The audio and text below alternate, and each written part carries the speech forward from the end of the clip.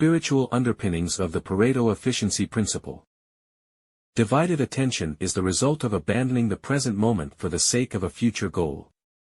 Undivided attention is the result of abandoning all future goals for the sake of the present moment. Have you noticed that we tend to wear 20% of our clothes 80% of the time? That 20% of our clients bring 80% of our income? And that 20% of our efforts account for 80% of the results? It's called the Pareto principle, one of those universal ratios that seem to pop up everywhere.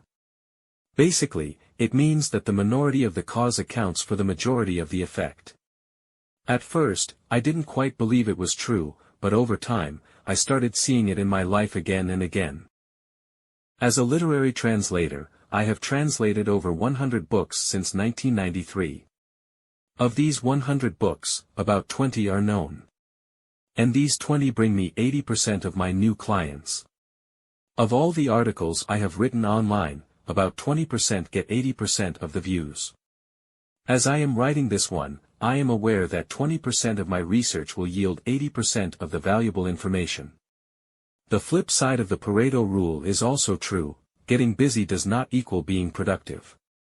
I learned it the hard way. I used to spread myself thin on projects that would involve a lot of work, thinking that more work would necessarily translate into more results.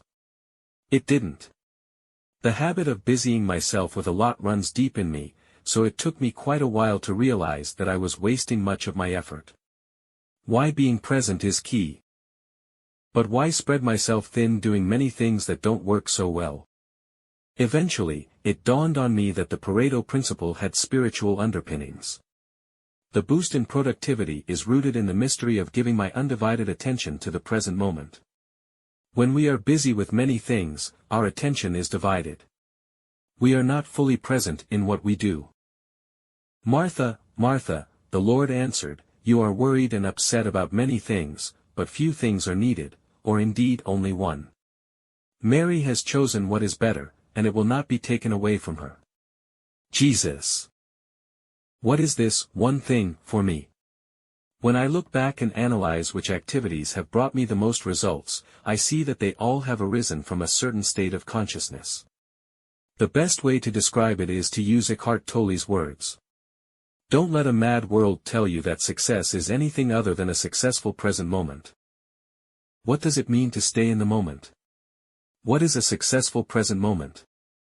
It is the moment in which you are totally present to what you are doing. You are totally engrossed in the process to the degree that you lose all sense of time. The Greeks coined the term enthusiasm to describe this phenomenon. The word literally means, in God. To do something, in God, means to do it, in the moment. As if there is nothing else in the whole universe except what you are doing right now. Am I successfully living out this very moment?